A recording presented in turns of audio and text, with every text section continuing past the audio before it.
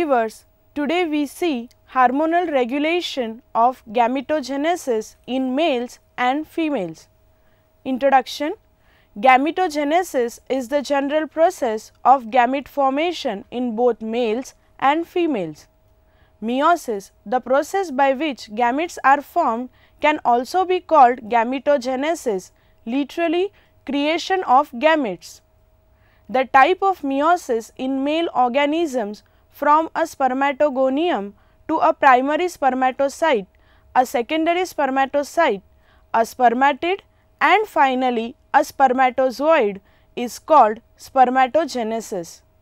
While the process of meiosis in female organisms from an oogonium to a primary oocyte, a secondary oocyte and then an ovum, that is egg cell, is called oogenesis.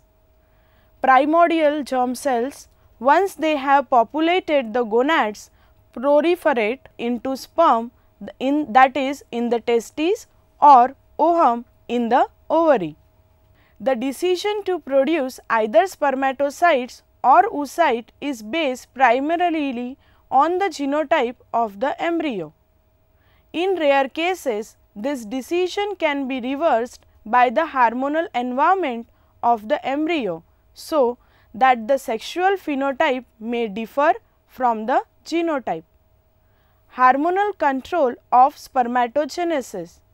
The hormonal control of spermatogenesis varies among species. In humans, the mechanisms are not completely understood.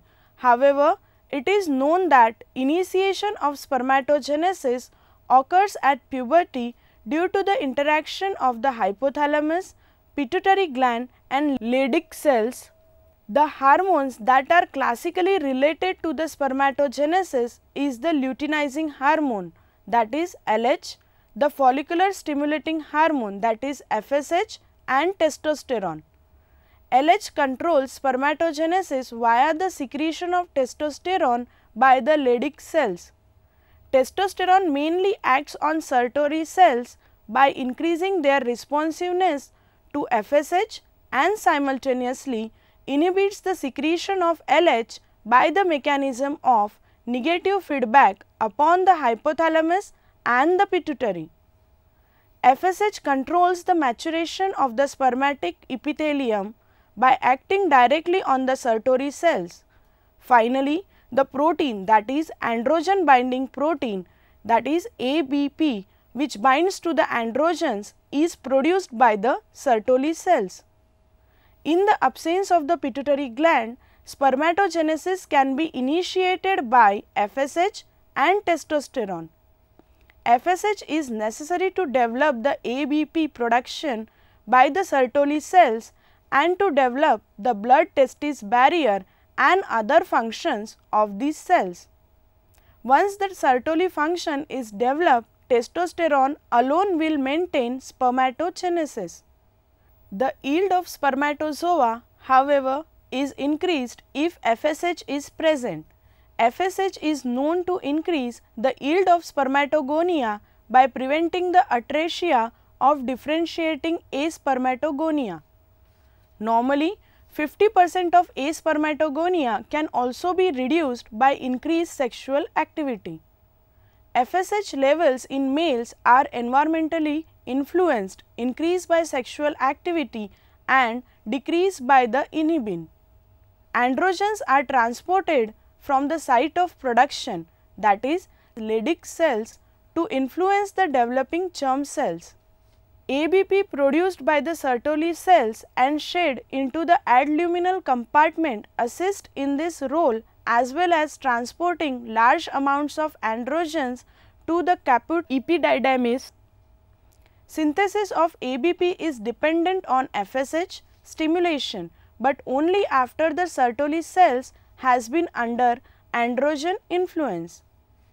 Testosterone participates in the induction and maintenance of spermatogenesis acting through Sertoli cells androgen receptor or through spermatogenetic cells androgen receptor. The testes also secrete some other hormones that participate in the regulation of spermatogenesis. but their roles are not clearly understood. One of them is estradiol E2. Since its discovery, estradiol was recognized as female sex hormone. However, estrogen receptor, that is ER, is widely distributed in testicular cells, suggesting a role of estrogens in the regulation of testicular function. In human testes, ERB is produced, the main receptor of the effect of estrogens. ERB is localized in the nuclei of spermatogonia, spermatocytes and early developing spermatids of adult male. The demonstration of abundant ERS in human spermatozoa supports the possible involvement of estrogens in the male reproductive function. Except from the above classical mechanisms of control of spermatogenesis, some other important autocrine and paracrine interactions have described between the different cellular compartments of the testes. Among them, the inhibin B and the antimullerian hormone AMH have a distinguished position. In man, inhibin B is mainly produced by the Sertoli cells and controls the secretion of FSH from the pituitary and consequently the spermatogenesis via a negative feedback mechanism. In general, low blood concentration of inhibin B often reflects on a disorder of spermatogenesis. Antimullerian hormone is exclusively secreted by Sertoli cells and represents precocious hormonal index of their function. Its production is influenced by transcriptional factors, testosterone, FSH and spermatocytes at prophase 1. Oogenesis.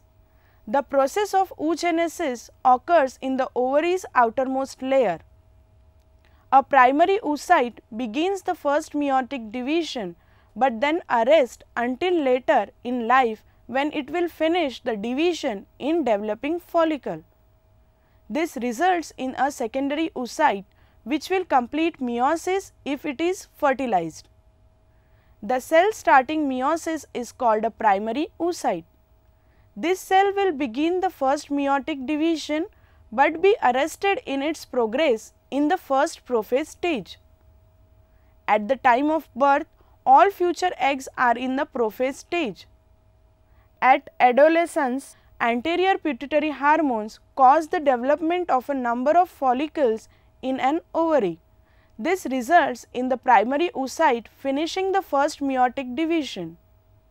The cell divides unequally, with most of the cellular material and organelles going to one cell called a secondary oocyte and only one set of chromosomes and a small amount of cytoplasm going to the other cell. This second cell is called a polar body and usually dies. A secondary meiotic arrest occurs, this time at a metaphase 2 stage. At ovulation, this secondary oocyte will be released and travel toward the uterus through the oviduct. If the secondary oocyte is fertilized, the cell continues through the meiosis 2, completing meiosis, producing a second polar body and a fertilized egg containing all 46 chromosomes of a human being, half of them coming from a sperm. Hormonal control of oogenesis. The process of egg production is controlled by the two centers in the brain, the hypothalamus and the anterior lobe of the pituitary gland. Unlike males, however, the process is cyclical with rises and falls in hormonal level. The cycle, called the menstrual cycle, takes about 28 days, with ovulation occurring in the middle at about day 14. Usually, only one egg is released per cycle. Thus, cyclic ovarian is regulated by the hypothalamic pituitary system as well as by intra-ovarian mechanisms. Hypothalamus, pituitary and ovary are thereby in dynamic interaction. cyclic changes in the hormonal cycle governed by the hypothalamic pituitary system are responsible for the periodicity of the ovulation. In a woman, the rhythmic hormonal influence leads to the following cyclic events. Number 1, the ovarian cycle, that is follicle maturation, that peaks in the ovulation and the subsequent luteinization of granulosa cells. Number 2, cyclic alteration of the endometrium that prepare the uterine mucosa so fertilized oocyte can nest there. As a rule, the ovarian cycle lasts 28 days. It is subdivided into two phases. Number 1, follicle phase, recruitment of a so-called follicle, and within this the selection of the mature follicle. This phase ends with the ovulation. Estradiol is the steering hormone. Normally it lasts 14 days, but this varies considerably. Number 2, luteal phase, progesterone production by the corpus luteum. The control circuit of the hormonal cycle has two essential control elements. Number 1, the pulsatile liberation of gonadotropin releasing hormone as well as FSH and LH. Number 2, the long loop feedback effect of estrogen and progesterone on the hypothalamic hypophyseal system. Early hormonal control helps the follicle to develop and forces oogenesis to occur in a cycle in a certain time period. The control begins in the hypothalamus, which produces gonadotropin releasing hormone, that is GnRH. Gonadotropin releasing hormone stimulates the anterior pituitary gland to release follicle stimulating hormone into the blood. FSH is transported to the ovaries, that is target organ, where it stimulates the development of the follicle. Granulosa cells in the developing follicle produce estrogen. Estrogen has two target organs, namely the uterus and the anterior pituitary gland. Estrogen causes the development of the endometrium in the uterus to prepare it for pregnancy. Estrogen inhibits the secretion of FSH by the anterior pituitary gland so that no further follicles are produced during the pregnancy. High estrogen level will trigger the secretion of LH. LH is released in the blood and is transported to the ovary, causing ovulation. LH stimulates the Graafian follicle to develop into the corpus luteum. The corpus luteum secretes estrogen and progesterone. Progesterone ensures that the thickening of the endometrium is maintained and glandular activity is stimulated. Progesterone inhibits the anterior pituitary gland from releasing LH. The release of progesterone causes the slight rise in temperature just after a female has ovulated. If fertilization does not take place, the corpus luteum will degenerate, causing a decrease in the level of estrogen and progesterone. The endometrium breaks down, causing the bleeding associated with menstruation. This lasts for about 5 days. If pregnancy occurs, the corpus luteum persists due to a hormone chorionic gonadotropin being released. It is estimated that less than 1% of all follicles reach the stage of the Graafian follicle, with 99% of follicles degenerating by apoptosis.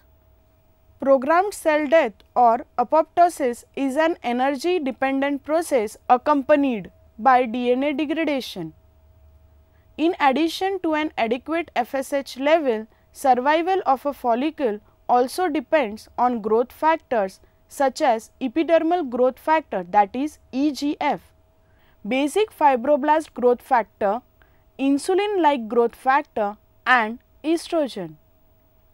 Besides the sex steroids, that is estradiol and progesterone, which exert a regulatory influence on the function of gonadotropin releasing hormone producing nerve cells. Catecholamines and endogenous opiates are also involved in the regulation of gonadotropin releasing hormone secretion.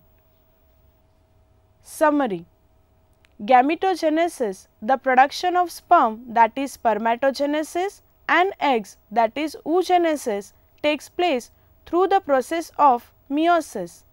Spermatogenesis and oogenesis are both forms of gametogenesis in which a diploid gamete cell produces haploid sperm and egg cells respectively. For both male and female reproduction, it really helps to remember that the first hormone in the chain is gonadotropin releasing hormone, released by the hypothalamus to stimulate the release of pituitary gonadotropins, follicle stimulating hormone and luteinizing hormone from the anterior pituitary gland. In both males and females, these two hormones act to promote gametogenesis via androgen or estrogen hormones produced by the respective gonads. Thank you.